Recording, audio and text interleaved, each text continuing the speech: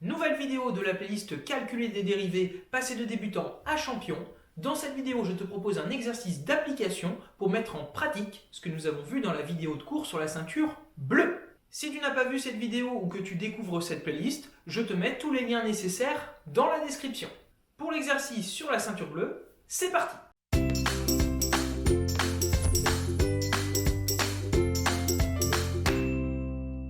Donc dans un premier temps, je vais t'afficher l'énoncé en grand. Je t'invite à le chercher par toi-même et nous procéderons ensuite à la correction.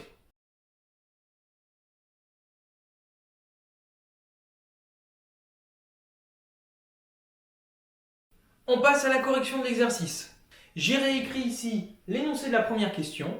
La consigne est toujours la même. On nous donne une fonction et il faut déterminer l'expression de sa fonction dérivée. Pour se concentrer essentiellement sur les calculs, on suppose à chaque fois qu'on travaille sur un intervalle sur lequel la fonction est dérivable, c'est-à-dire que sa dérivée existe. Et tu peux voir que j'ai aussi reporté à droite les éléments de cours qu'il faut connaître pour pouvoir répondre à cet exercice. Allez, c'est parti. Première question, f de x égale x carré plus 1 facteur de sinus de x. Et bien là, on reconnaît un produit de deux sous-fonctions, que je peux noter u et v. La première fonction u a pour expression x au carré plus 1. Bah oui, c'est bien un produit qu'il y a ici. Et la deuxième fonction que je peux noter v, c'est la fonction sinus. On a mis en place dans la vidéo de cours une façon de rédiger, donc appliquons-la. On se rend compte donc que f est du type u fois v, avec u de x qui est égal à x au carré plus 1, et v de x qui est égal à sinus de x. Comme f est du type u fois v, on va devoir appliquer la troisième ligne du tableau qui nous dit que f' va être égal à u'v plus uv'. On va donc calculer u' de x et v' de x pour pouvoir nous préparer à faire ce gros calcul. Allons-y. U' de x, il faut qu'on détermine la dérivée de x au carré plus 1.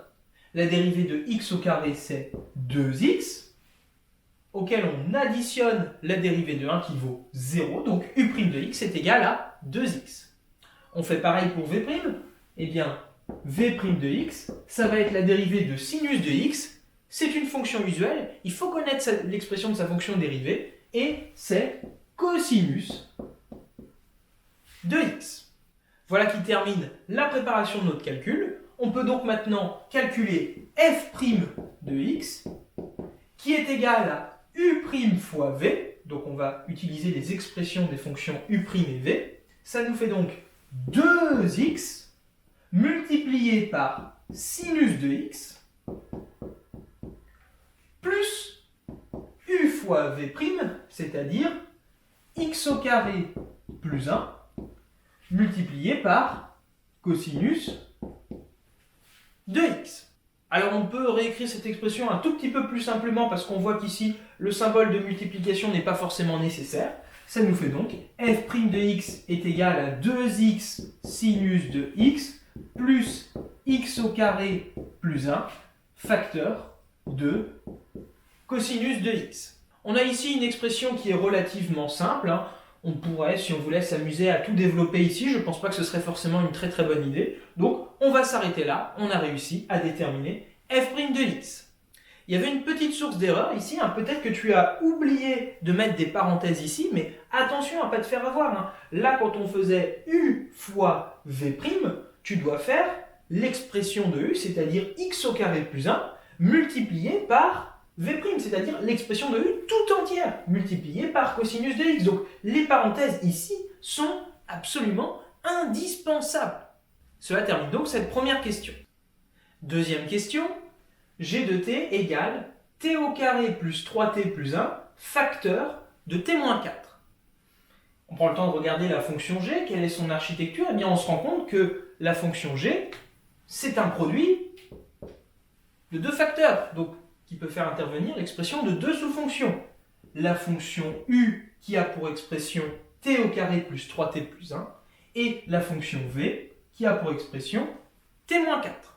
On peut donc écrire que g est du type u fois v avec, on donne les expressions des sous-fonctions u et v, qui sont ici des fonctions de la variable t. U de t a pour expression t au carré plus 3t plus 1, et v de t a pour expression, eh bien, t moins 4. On calcule maintenant u' de t et v' de t. U' de t égale, eh bien, on se rend compte qu'on a une somme de 3 sous-fonctions, donc on va additionner les dérivées de chacune de ces sous-fonctions. La dérivée de t au carré, c'est 2t, plus la dérivée de 3t, c'est 3, plus la dérivée de 1, c'est 0. Ensuite, v' de t, la dérivée de t, c'est 1, moins la dérivée de 4, qui vaut 0, donc v' de t est égal à 1. Et maintenant, concluons en calculant g' de t. On va utiliser la troisième ligne du tableau. G' de t est donc égal à u' fois v, c'est-à-dire 2t plus 3 tout entier. On va mettre des parenthèses, multiplié par v de t tout entier. Donc on va aussi mettre des parenthèses ici. Donc ça nous fait 2t plus 3, facteur de t moins 4. Ensuite, on additionne u fois v'.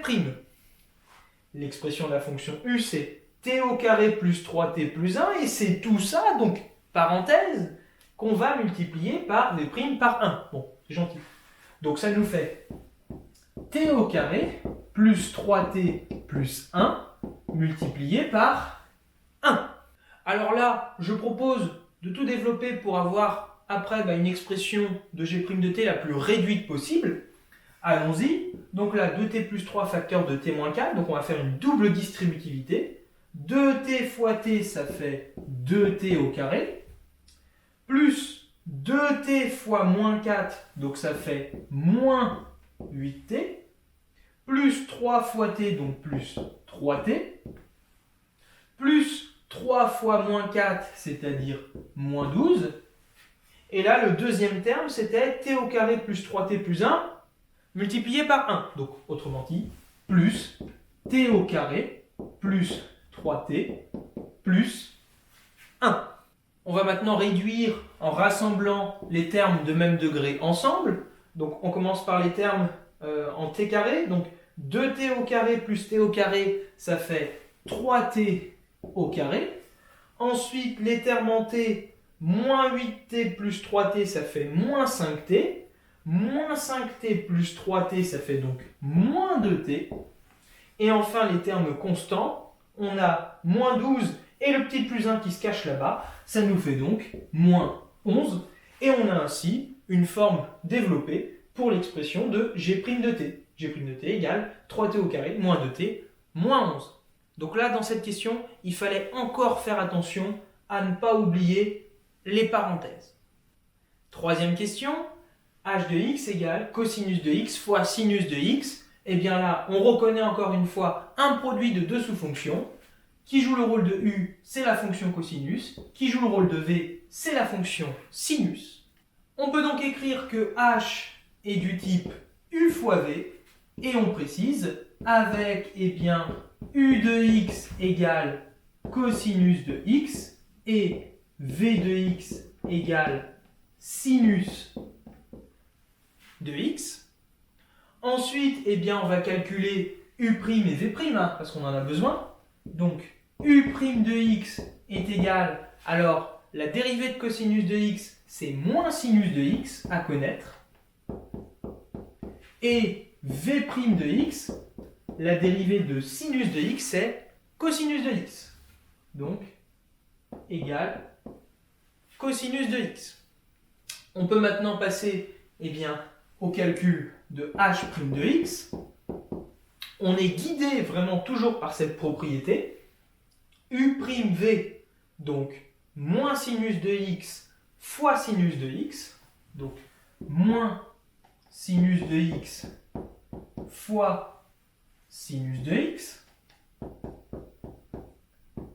Plus u fois v', cosinus de x fois cosinus de x. Allez, je détaille, cosinus de x fois cosinus de x. Je détaille, là j'aurais pu écrire cosinus de x au carré, mais pour qu'on voit bien tous les termes qui interviennent. Et maintenant, on simplifie. H' de x est donc égal à moins sinus de x fois moins sinus de x, c'est-à-dire moins sinus de x au carré. C'est moins sinus de x fois sinus de x, donc moins sinus de x au carré, plus cosinus de x fois cosinus de x, c'est-à-dire cosinus de x au carré. Et tu as peut-être déjà dû voir que quand on a des parenthèses comme ça, on a le droit d'écrire, quand on veut désigner sinus de x au carré, de l'écrire de cette façon-là. On peut dire que c'est moins sinus carré de x. Plus, de la même manière, cosinus de x au carré, ça peut s'écrire cos carré de x. Ok, ça, ce sont des notations. Et voilà, le but, c'est pas d'aller plus loin. Donc on a une expression de h' de x relativement simple. Et enfin, quatrième et dernier exemple, y de t égale 3 facteurs de t carré moins 1 plus 4t au cube. Alors, prenons le temps d'analyser l'architecture de la fonction y, et là on se rend compte que l'opération principale, c'est quand même l'addition qui est ici. Donc là, on a affaire à une somme de deux sous-fonctions, u et v. Okay, j'ai choisi cet exemple, pas forcément pour te troller, mais pour t'inciter quand même à toujours avoir cet esprit critique et à bien prendre le temps de regarder quelle est l'opération principale, quelle est l'architecture de la fonction. Donc ici, on a dit, on applique la première ligne du tableau, donc y' de t est égal alors à la dérivée de la fonction u, alors prenons le temps de regarder juste l'expression de la fonction u, 3 facteurs de t au carré moins 1. Donc là, cette fois-ci, par contre, on a un produit, mais ne nous lançons pas non plus dans quelque chose de trop complexe avec le dernier exemple.